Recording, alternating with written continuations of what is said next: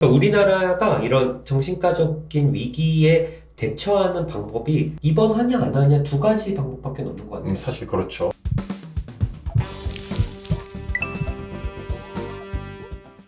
안녕하세요. 멘탈 멘탈 탄탄입니다. 더글로리 저희가 인상 깊게 본 영화예요. 그렇죠. 드라마예요. 이어서 또 이렇게 얘기를 하려고 하는데 뭐 결말이 좀 마음에 안 든다 뭐 이런 분들이 있어요. 아 진짜요? 너무 로맨스로 간다. 사실 저는 이런 생각이 들어요. 이게 학폭 피해자가 해피엔딩으로 끝나는 드라마가 맞지 않나. 저는 결말 마음에 들었거든요. 저도 뭐 나쁘지 않았다고 봐요. 그러니까 문동훈이 본인의 어떤 복수를 마무리하면서 다시 또 새로운 삶의 어떤 의지를 내면서 뭐 건축 공부도 하고 맞아요. 사랑도 사랑이지만 또 어떤 일종의 복수에 대한 파트너십? 그쵸. 예, 그러면서 이제 같이 나아간 전개 자체는 저도 나쁘지 않았고 맞아요. 결말은 좋았던 것 같아요. 이 사람이 진짜 찐빌런이다 이런 얘기들이 그쵸. 많거든요. 문동훈 엄마. 동은맘. 예, 정신과적인 문제가 있어 보인다. 있죠. 그리고 그치. 실제로 또 정신과에 강제 입원을 하는 그렇죠. 걸로 문동훈이 복수를 하게 됐는데 하죠. 문동훈 엄마가 도대체 어떤 진단명인지 궁금하다. 그렇죠. 이런 분들이 좀 많았어요. 보면은 확실히 좀 알코올 의존증이 있지 않나 있다. 생각이 들고 다 술과 함께 하면서 어떤 일상생활이나 직업적 활동 못하고 사회적 관계도 그냥 뭐 애인으로 추정되는 사람은 뭐 왔다 갔다 하지만 그 외에는 뭐 없고 그런 거 보면은 알코올 의존 장애가 굉장히 좀 심하게 또 오래 있지 않았나.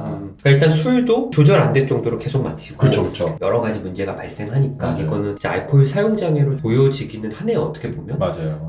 정신과 의사를 만나는 장면이 나오잖아요. 그렇죠 거기서 퍼시큐터리 딜루전 이렇게 쓰고 알코올 유스 디스오더인가? 음. 그러면 알코올 사용 장애고 맞아요. 그 다음이 인터미턴트 디스플로시브 디스오더 이거는 간헐성 폭발성 장애. 네네네.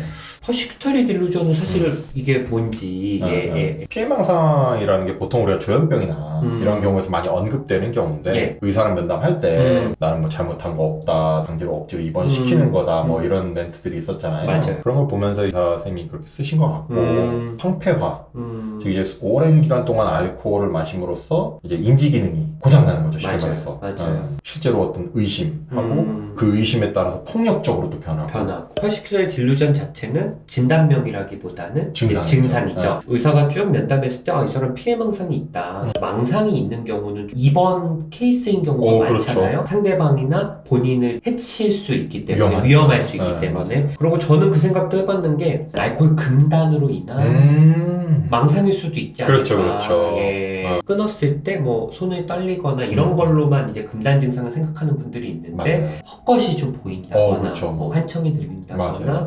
뭐 이런 망상이 생기는 이런 저희는 이걸 정신병적 증상이라고 하는데 이런 게 또 사실은 금단으로 인한 어떤 증상들이 좀 발생할 수 있고요. 처음 입원하신 분들을 결정할 때 보호자 말만 일방적으로 듣지 않거든요. 맞아요. 환자의 이야기도 듣고 초진의 경우라면은 그 문동훈의 말만 듣고 게다가 또 보호자가 혼자밖에 없어.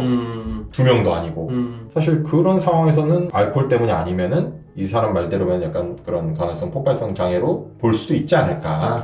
이 케이스가 어떨 때 강제 입원이 되는지 이게 뭐 법적으로 또 궁금하시는 분들도 계실 것 같거든요. 정신보건법 개정 후에 보호자 2인 이상 근데 이제 그 보호자라는 게 일부 친족들만 가능할 정도로 돼 있고 의사가 판단하기에 정말 이분이 입원할 정도이다. 그렇게 판단이 되어야 입원이 진행이 되는 거고 그러니까 가족끼리도 직계가족만 사실은 되고요. 형제 자매도 같이 산 기간이 좀 있어야 돼요. 아니면 경제적 도움을 준 증거가 있거나 그냥 그렇다고 해서 입원이 되는 게 아니라 일단은 두 가지 조건이 있어야 되는데 남들을 해치거나 스스로를 해칠 수 있는 자타의 위험성이 있는 경우 그러니까 치료 필요성이 정신과 전문의가 봤을 때 인정이 되는지 그렇게 봤을 때 문동훈 엄마는 입원 케이스인지 아니면 문동훈이 복수를 위해서 입원을 시킨 건지 어떻게 보세요? 저는 이번 케이스가 확실하다고 보는 게 가족적인 부분도 전혀 안 되고 사회적인 어떤 교류도 안 되고 근데 거기서 결정적으로 불을 질렀잖아요. 그렇죠. 만약에 이제 굉장히 정신과 의사의 어떤 경험이나 이런 걸 봤을 때 굉장히 그런 위험이 보이는데 당장 어떤 명백한 그 사인 없고 근데 보호자는 굉장히 불안해하는데 그렇죠. 환자는 자의 입원은 안 하겠다 그러고 그럼 사실 응급실에 있는 정신과 의사 입장에서는 좀 할 수 있는 게 별로 없거든요. 없죠. 그 상황에서 뭐 강제 입원을 할 수 있는 것도 아니고 그러니까 우리나라가 이런 정신과적인 위기에 대처하는 방법이 입원하냐 안 하냐 두 가지 방법밖에 없는 것 같아요. 사실 그렇죠. 진료적인 부분에만 생각하는 게 아니라 맞아요. 환자의 어떤 여러 가지를 좀 강제로 구속할 수 있는 것까지 결정해야 된다니까 뭐 다른 분들이 생각하시는 것처럼 막 기분이 좋고 이런 게 아니라 결정할 때마다 명백한 경우가 아니면 좀 되게 부담스럽고 솔직히 무섭기도 해요. 무섭기도 진짜. 해요. 의사는 어떤 의학적인 조언을 그렇죠. 제공하는 거지만 최종적인 판단은 뭐 사법기관이나 아니면 뭐 정부에서 좀 책임져 줘야 되지 않을까. 그렇죠. 인신 구속을 합법적으로 할 수 있는 거는 판사님들의 권한이기도 하고 맞아. 저희는 대신에 이제 그런 정보를 의학적인 정보를 자문. 최대한 제공을 해서 올바른 결정을 내릴 수 있게 도와드리는 저희 공식적인 학회 입장에도 저 그런 걸로 알고 있어요. 그래서 많은 분들이 이제 정신과 입원 아직도 좀 부정적으로 보시고 그렇죠. 안 좋게 보시는데 문동은 엄마 같은 사람들이 실제로 있거든요. 맞아요. 뭐 이런 사람을 외래에서 치료를 한다? 불가능하죠. 안 오실 거예요 일단. 안 오실 거예요. 예, 무조건 받아야 돼 한다 해도 뭐 제대로 된 치료 안 받으실 거고 그럼요. 약을 드려도 아마 다 안 먹지 드실 않으실 거고 나한테 이렇게 내가 이럴 수밖에 없었다고 약간 좀 합리화하는 그럼 이제 의사들 입장에서도 판단하기 어렵거든요 사실은.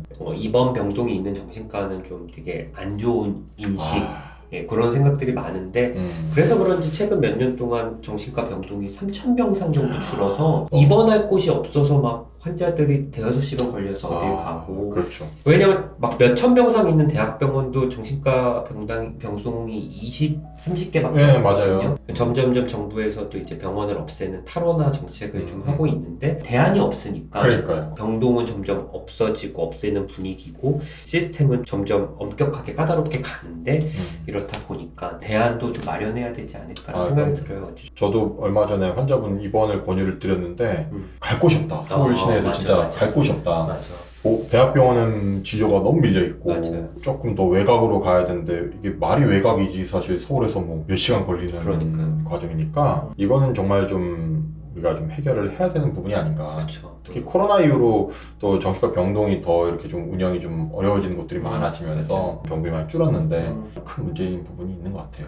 직업병인지 몰라도 동문만 얘기하다가 정신과 의사다 보니까 또 이 더 글로리의 또 그런 장면들이 좀 보여서 리뷰를 좀 해봤고 뭐 앞으로도 또 더 좋은 콘텐츠로 또 찾아뵙겠습니다. 네. 예, 감사합니다. 감사합니다.